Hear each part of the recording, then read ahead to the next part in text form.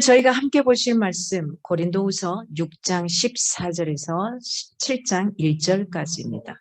고린도후서 6장 14절에서 7장 1절까지입니다.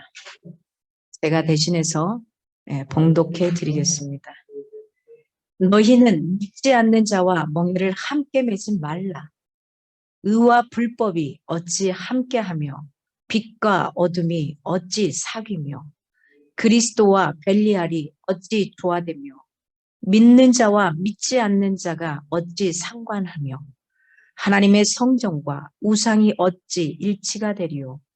우리는 살아계신 하나님의 성전이라. 이와 같이 하나님께서 이르시되 내가 그들 가운데 거하며 두루 행하여 나는 그들의 하나님이 되고 그들은 나의 백성이 되리라. 그러므로 너희는 그들 중에서 나와서 따로 있고 부정한 것을 만지지 말라. 내가 너희를 영접하여 너희에게 아버지가 되고 너희는 내게 자녀가 되리라. 전능하신 주의 말씀이니라 하셨느니라. 그런즉 사랑하는 자들아, 이 약속을 가진 우리는 하나님을 두려워하는 가운데서 거룩함을 온전히 이루어 육과 영의 온갖 더러운 것에서 자신을 깨끗하게 하자. 아멘. 마지막에 사도 바울이 고린도 교인들을 향해 이야기합니다. 사랑하는 자들아. 참 미웠을 것 같습니다. 인간적으로 따지면. 그런데 사도 바울은 그를 그렇게 몰아치고 내몰아쳤고 사도 바울의 정체성만저 뒤흔들고 있는 이 고린도 교인들을 향해 이야기합니다. 끊임없이. 내가 사랑하는 자들아. 인간적으로는 아마 사랑할 수 없었을 것 같습니다. 그러나 주님의 사랑으로 충분히 넘어서지 않았나 싶습니다. 오늘 본문이 성도들을 향해 불신자들과 하나 되는 영합하지 말라. 그럼 어떻게 영합하지 말아야 될까? 우리가 만나는 사람이 믿지 않은 사람들 되게 많습니다. 저도 마찬가지고요. 이건 어떤 걸까? 구별된 삶을 이야기하고 있습니다. 아이고, 구별되는. 어제 우리 어머니 그래 깜짝 피물이 아유, 우리 권사님의 실방을 들으셨습니다. 장로님의 실방 같습니다. 장로님이 들어와 계시나 보네요. 감사합니다. 장로님 들어와 계시다고 또 알려주시고 감사합니다. 구별된 지금 교회 밖에서는 지금 선거 유세로 한창이고 제가 좀 혼란스럽습니다. 제가 집중하도록 하겠습니다. 네, 오늘 본문은 구별되는 거룩한 삶을 살아야 한다는 것에 대해서 이야기를 합니다. 하나님의 백성다운 삶의 자세, 이것을 포기한 채 사실은 세상과 타협하며 살아가는 게 굉장히 편리합니다. 근데 그걸 절대로 never 해서는 안 된다고 표현하는 게 오늘 사도 바울의 이야기입니다. 어때요? 한 번 타협하고 나면은 두 번은 쉽습니다. 두 번 타협하고 나면 세 번은 그냥 껌 씹듯이 쉽게 갑니다. 그러고 나면 어떻게 되죠? 상황이 되면 사람들이 그렇게 말합니다. 너가 언제부터 그렇게 했다고. 그렇죠?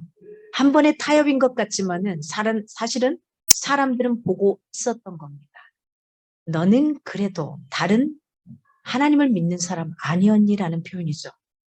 그들이 나와 함께 같이 가자라고 표현하지만 사람들의 생각 속에는 아니야, 너는 좀 달랐으면 해. 이게 같이 공존했던 겁니다.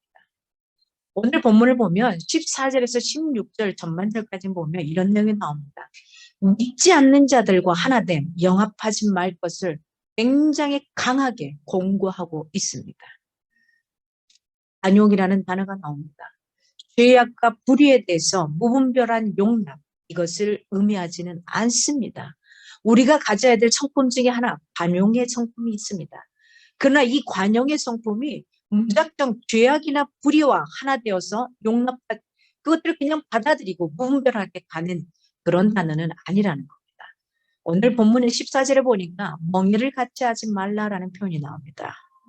이것은 신명기 22장 10절에 언급되는 너는 소와 나귀를 결의하여 갈지 말며라는 표현이 나옵니다. 레위기 19장 19절에도 이런 표현이 나옵니다. 네 육축을 다른 종류와 교합시키지 말며 내 밭에 두 종자를 섞어서 뿌리지 말며 두 재료로 직조한 옷을 입지 말며라는 표현이 나옵니다. 구약에서 가져온 표현이죠. 명예를 같이 하다, 멍에를 같이 하다. 이건 뭐냐? 각기 다른 종류의 두 짐승들에게 같은 멍에를 씌우지 말라는 겁니다. 바울은 믿지 않는 자들과 그리스도인들 간의 교제에 이 말을 적용시키면서 구약을 인용하고 있습니다. 믿지 않는 자라고 오늘 성경 본문에 나오는 이 말은 우리가 흔히 말하면 하나님을 믿지 않는 불신자라는 표현을 합니다. 그리고 또 누구도 들어가냐? 거짓 사도들. 예수를 믿는 것 같지만 아닌 거짓 사도들. 우리가 흔히 말하는 2단이 3단이냐 하는 그런 부류에 있는 사람들을 이야기합니다. 조화되지 않는 어떤 이질적 요소들과도 섞이지 말라는 겁니다. 그렇다고 세상과의 일체의 단절적 태도를 취하라는 말이냐? 그건 아닙니다. 이런 종류는 베타주의겠죠. 이 베타주의는 그리스도인들을 세상으로부터 고립시키죠. 그렇게 되면 어떻게 되죠? 가장 큰 문제는 그들에게 다가가 복음을 전파할 기회마저도 갖지 못한다는 겁니다. 오늘 본문에 마음을 넓히라라는 표현이 나와요. 마음을 넓히라. 다른 사람들을 용서하고 용납하는 여기서 나오는 태도가 바로 관용의 태도를 요구하는 겁니다. 관용은 그리스도를 믿는 성도에게 우리에게 반드시 갖추어야 할 굉장히 중요한 덕목 중에 하나입니다. 관용의 자세를 가져야 한다고 해서 죄악이라든지 불의에 대해서 침묵하거나 용납하는 것은 결코 옳은 일은 아닙니다. 모든 걸 받아주라는 게 아닙니다. 우리는 다른 사람들을 향해서 분명 마음을 넓게 열어야만 해요. 그게 믿는 사람이든 믿지 않는 사람이든 사악한 사기꾼이든 사람들을 굉장히 많이 죽인 살인자이든 마음을 열어야 하는 게 맞습니다. 그들이 어떤 죄악과 불의를 저지른 사람이라 할지라도 우리는 마음을 열어야만 합니다. 그들이 자기들의 잘못을 회개하면 사실은 받아들이기 힘들지만 용서하고 따뜻하게 대해 주어야 하는 게 세상이 갖고 있는 가치관과 그리스도인이 갖고 있는 가치관이 다른 면입니다. 그러나 그렇다고 해서 죄악과 불의를 그 자체를 보고도 우리가 침묵하거나 용납해서는 안 된다는 겁니다. 관용은 불의와 죄악을 무분별하게 용납하는 것이 아닙니다. 어디에요? 기준점이 분명하게 있어야 돼요. 의와 진리, 이 기준 속에서 상대에게 가져야 할 태도, 이게 바로 관용입니다. 다 받아주라는 게 아닙니다. 오늘 분명하게 이 관용이라는 단어를 갖고 갈 수 있기 원합니다. 계속해서 본문에 보면 너희는 믿지 않는 자와 멍에를 같이 하지 말라라는 표현. 우리는 불신자와의 단절이 아닌 어떤 단절이냐? 불신자와 단절이라고 하면은 우리가 사람, 인간과 인간들의 단절을 이야기하는데 그게 아니라 뭐의 단절? 죄와의 단절을 이야기하는 겁니다. 성도와 불신자는 근본적으로 사실은 조화를 이룰 수 없는 명백한 한계가 있습니다. 믿는 사람을 신자라고 표현합니다. 이 믿는 사람들은 하나님의 영광을 위해 존재하는 사람들입니다. 저와 여러분. 하지만 믿지 않는 이 사람들, 불신자라고 표현하는 이 사람들은 어떤 존재들이냐? 자기의 만족만을 위해 살아가는 겁니다. 보세요, 지금 여러분은 어떻게 살아가고 있습니까? 나의 만족만을 위해 돈을 벌고 나의 만족만을 위해 내 가족의 만족만을 위해 어떤 일을 하고 행동을 하십니까? 아니면 다른 누군가를 위해 가장 큰 하나님의 영광을 위해 살다 보면은 나에게로 굽어지는 게 아니라 손이 밖으로 펴지더라는 거죠. 그렇게 있느냐는 겁니다. 세상에 어찌 내 가족만 행복하다고 해서 잘 살 수 있겠습니까? 그건 아닙니다. 모두가 함께 잘 살 때 우리 가정의 그 행복이 몇 배로 더 돌아오는 것을 분명히 경험하게 되실 겁니다.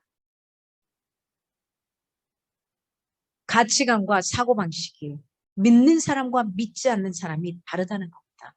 그러면 여기서 우리가 한번 생각해 볼 필요가 있겠죠. 나는 진짜 하나님을 믿는 사람인지 아닌지, 하나님을 믿는 신자라고 표현할 수 있는 건지 불신자인 건지, 나는 그리스도인인 건지 너는 크리스찬인 건지 한번 생각해 보자는 거죠. 어떻게 생각하고 있느냐는 겁니다. 또 다른 면이 이렇게 있습니다. 믿는 사람은 영생을, eternal life, 영원한 생명을, 이 땅에서의 삶이 마지막이 아니라 그 이후의 삶을 이야기합니다. 그러나 불신자는 어떻게 되냐? 이 땅에서 삶이 끝나면 영원한 벌, 영벌의 세상에 들어간다고 표현을 합니다. 오늘 15절에 성도와 불신자는 장차 상속받게 될 기업이 다르다라고 표현을 하죠. 그게 이 믿는 사람들은 영원한 생명을 얻지만 믿지 않는 불신자들은 영원한 형벌에 빠진다고 이야기합니다. 그리스도와 벨리암, 믿는 자와 믿지 않는 자라는 표현이 나옵니다. 이런 표현들을 통해서 그리고 베리집이니 666이니 이런 표현들이 나옵니다. 그러나 그것은 비유적인 표현이지 그걸 그대로 문자적으로 가져가서는 안 된다라는 거 기억하시기 바랍니다. 의와 빛의 대표자이신 그리스도와 사실은 불법과 어둠의 대표자인 벨리암이 대조되고 있습니다. 벨리암은 어떤 뜻을 함축하고 있냐면 이 벨리암이라는 건 무가치함 또는 악함 이런 것을 함축하고 있습니다. 이것은 사사기 20장 13절에서 사용되었던 쓸모없는 자식들이라는 의미를 나타내고 있습니다. 쓸모없는 자식들. 여기서 사용하고 있는 것들을 가져와서 신약 시대에는 벨리알, 이 벨리알은 이꼬르 뭐와 같냐? 사단과 동일한 동의어로 보고 있습니다. 하나님은 영적인 세계와 물질적인 세계를 모두 창조하신 분입니다, 여러분. 여러분에게 주어진 그 권세, 그걸 다 마음껏 쓸 수 있게 원합니다. 물질을 누가 관장하신다고요? 하나님이요. 내 그릇이 비워지지 않는데 그걸 채워줄 수 없다는 사실을 기억하시기 바랍니다. 주고 싶어도 담을 수 있는 그릇이 없다면 하나님이 줘도 못 가져가는 거죠. 여러분 주변에 모든 기회가 다 있습니다. 내가 돈 벌 수 있는 구실도 있고 합니다. 그러나 누군가의 눈에는 보이고 누군가의 눈에는 보이지 않는 겁니다. 없어서가 아니에요. 있는 겁니다. 사단은 천사장 중에 하나가 타락해서 만들어진 것입니다. 원래는 하나님을 섬기도록 만들어졌죠. 하나님을 섬기도록 피조된 존재였습니다. 아무리 사탄이 공중공채를 잡은 자로서 활개치고 다닌다 할지라도 주님의 구속사에게 성취, 부활로 사단의 권세는 이미 힘을 잃었습니다. 여러분, 어둠의 권세가 여러분을 붙잡고 있는 것 같습니까? 그는 이미 하나님의 발 아래에 있습니다. 그는 날개치지 못하는 거예요. 여러분 그거 아세요? 옛날에 시골에 가면 커다란 개들이 그쵸? 그 집을 지키고 있어서 밖에 보면은 개 조심. 진짜 그 집은 개 조심해야 돼요. 써놓은 집은. 근데 그 개 조심을 써놓고 주인이 사슬을 묶어놨죠, 목에. 그가 으르렁거리면 그가 나에게 달려들 수 없지만은 겁내며 도망갔던 생각이 떠오릅니다. 사단은 지금 주님께 사슬에 매여 있는 겁니다. 그가 나올 수 있고 날개칠 수 있는 건 한계가 있는 겁니다. 그러니 우리가 괜찮게 활보치며 살아갈 수 있지 않겠습니까? 무엇을 두려워하며 그렇게 살아가야 되겠습니까? 사단의 운명은 그렇게 비참합니다. 그의 세력 또한 제한적이라는 걸 기억하십시오. 이미 목줄이 먹혀있는 커다란 개라는 사실 기억하시기 바랍니다. 하나님께 속한 우리는 이 세상을 살면서 사단에 대해 두려움을 가질 필요가 없습니다. 저와 여러분은 만왕의 왕이신 하나님의 자녀로 사실 당당하게 인생을 사시기를 원하십니다. 그런 멋진 분이 계시다는 걸 놓치지 않았으면 좋겠습니다. 믿는 자와 믿지 않는 자가 어찌 상관하며 라는 표현이 나옵니다. 믿는 자와 믿지 않는 자가 어찌 상관하며 성도와 우리가 믿지 않는 그 불신자 이 세상에서 살 동안에는 함께 살아야만 해요. 살아야 돼요. 그러나 장차 받게 될 기업이 근본적으로 다르다는 교훈의 말씀인 겁니다. 믿는 자들의 삶이 구원하신 그리스도를 중심으로 이루어지는 것이라면 믿지 않는 자들의 삶은 어떻게 되는 겁니까? 그들을 사로잡고 있는 어둠의 세력인 사단을 중심으로 이루어진다는 특징이 있습니다. 여러분, 때로는 살아가다 보면 순간순간 나락으로 떨어질 때가 있고 어둠의 골짜기를 지낼 때가 있고 힘에 겨울 때가 있습니다. 그런데 기억하십시오. 힘에 겨워서 나를 계속해서 죽이는 요소는 뭐냐? 사단의 정체입니다. 그러나 힘에 겨워 계속 떨어지고 내가 주저앉고 있지만은 그때도 다시 일어나게 하시고 나를 살게 하시고 채찍질해서 걸을 수 있게 해주시는 건 바로 하나님의 영이라는 사실을 잊지 않기 바랍니다. 어디에 붙어 있겠습니까, 여러분? 여러분 분별할 수 있고 정확하게 그분을 모시고 진리 안에서 갈 수 있기를 원합니다. 오늘 16절을 보니까 일치가 되려 우리는 살아계신 하나님의 성전이라라는 표현을 합니다. 유일하시고 거룩하신 하나님이 거짓되고 더러운 우상들과 결코 함께 경배되어질 수 없음을 밝히는 것입니다. 성도는 믿는 사람들은 하나님의 성전과 같이 거룩한 존재입니다. 이에 맞는 성결한 삶을 살 것을 사실은 촉구하고 있는 겁니다. 사도 바울은. 성별된 삶, 그게 구별된 삶입니다. 이 삶을 살아야 할 이유, 이게 성도로서 하나님을 믿는 백성으로서 무리로서 하나님의 백성이라는 사실을 계속해서 사도 바울은 우리에게 각인시키고 있는 겁니다. 오늘 본문의 16절 하반절부터 18절을 쭉 보면은 구약 인용을 통해서 성별된 삶, 구별된 삶을 살아야 할 이유를 제시하고 있습니다. 왜 우리가 그렇게 살아야 되느냐? 왜 그렇게 살아야 되느냐? 17절에 보니까 거룩한 자체가 하나님의 복을 받은 통로라는 겁니다. 자, 저와 여러분은 거룩이라는 단어를 옳은이라는 의롭다라는 단어를 가져가기는 참 힘듭니다. 세상에 찌들 대로 사실은 찌들어 있고 내 생각에 물들 대로 물들어 있어요. 다른 색의 안경을 끼고 살아갈 때가 참 많습니다. 하나님의 말씀의 진리의 말씀보다는. 근데 왜 우리가 이 거룩한 존재로서 살아가야 되느냐? 예수 그리스도가 이 땅에 오셔서 저와 여러분을 위해 죽어주셨고 다시 살아나시면서 고백합니다. 내가 살아나는 이유는 너를 거룩하다 인치기 위해서라는 거죠. 너는 의로운 자라 말씀하시는 거죠. 내가 의로운 행위를 해서가 아닙니다. 선행이 아니라는 거죠. 그걸로 하나님 앞에 갈 수는 없습니다. 그걸로 구원의 잣대가 될 수는 없습니다. 그저 나를 인정해 주시고 옳다고 의롭다고 해주시는 것은 전적인 은혜입니다. 은혜는 값없이 그냥 주어지는 겁니다. 그러한 존재가 저와 여러분입니다. 거룩 자체가 하나님의 복을 받는 통로라는 겁니다. 성도로서 거룩하고 청결한 삶을 살아야 할 것을 오늘 사도 바울은 3번 연속해서 명령하고 강조하고 있습니다. 3세판 명령을 한다는 거 좀 해줄래 청유형이 아닙니다. 이것 좀 하자가 아닙니다. 요청하는 게 아닙니다. 명령하는 겁니다. 우리가 거룩함을 지키려는 것 자체가 하나님의 자녀가 됨을 보증하는 겁니다. 내가 깨끗한 자이기 때문에 깨끗한 거죠. 여러분 가끔 직장에 가면 하얀 옷을 입으면 뭘 찾습니까? 앞치마를 찾습니다. 왜요? 거기에 무엇이 튀기는 게 두렵거든요. 싫거든요. 마찬가지입니다. 우리의 인생도 그래야 돼요. 왜요? 우리는 거룩하고 흰 백옥각 같은 흰 옷을 입고 사는 그리스도인이기 때문에 그렇습니다. 세상 가운데서 여러분 앞에 앞치마를 할 수 있기를 원합니다. 무엇으로요? 하나님의 말씀의 앞치마를 입기를 바랍니다.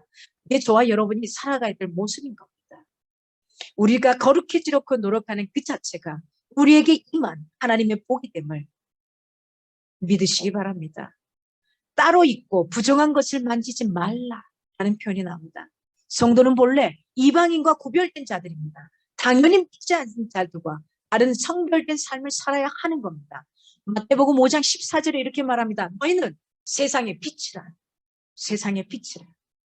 이 말씀하신 주님의 말씀을 반드시 주지하면서 부정한 것으로부터 우리는 어떻게 해야 되냐? 구별되어야만 하는 겁니다.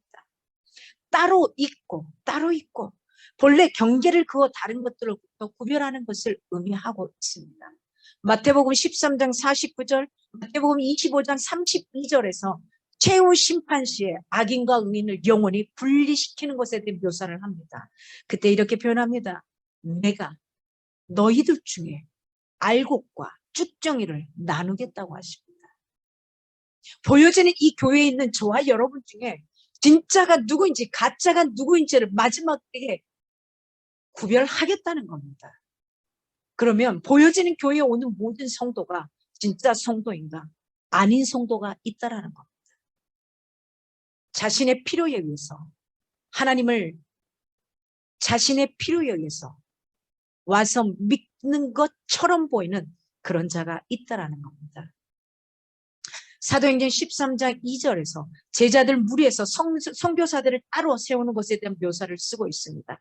이때 아포리스테테라는 표현이 있습니다. 이것은 그리스도인이 부정한 것들로부터 철저히 분리되어야 한다라는 이 사실을 강조하는 표현의 원어적인 표현입니다. 18절을 보니까 아버지가 되고 자녀가 되리라 라는 표현이 나옵니다. 미래형 표현이죠. 잘 드러나는 바와 같이 거룩한 삶을 사는 자는 하나님께서 영접하시고 하나님과 영적 부자관계에 들어가는 특권이 주어지기 때문에 어떻다는 거죠? 우리는 필히 성별된 삶을 살아야 한다는 겁니다. 오늘 마지막 절에 7장 1절에 들어가면 이렇게 말합니다. 하나님을 경외하는 믿음으로 육과 영을 성결케 할 것을 재차 강조를 해요. 재차. 이미 영은 깨끗합니다. 내가 예수 그리스도를 영접함과 동시에 그분을 주인으로 모신과 동시에 이것만 확실하다면 영적인 것은 거룩함으로 의로움으로 인쳐져 있습니다. 그 어떤 누구도 이걸 더럽힐 수는 없습니다. 그러나 우리 육체적인 육신이 끊임없이 다른 것들과 싸우고 있는 거죠. 하나님을 경외하는 데서 거룩함을 이룰 수 있습니다. 바울은 고린도 교인들을 향해 거룩함을 온전히 이루어서 육과 영의 온갖 더러운 것에서 자신을 깨끗게 하자고 권면하고 있습니다.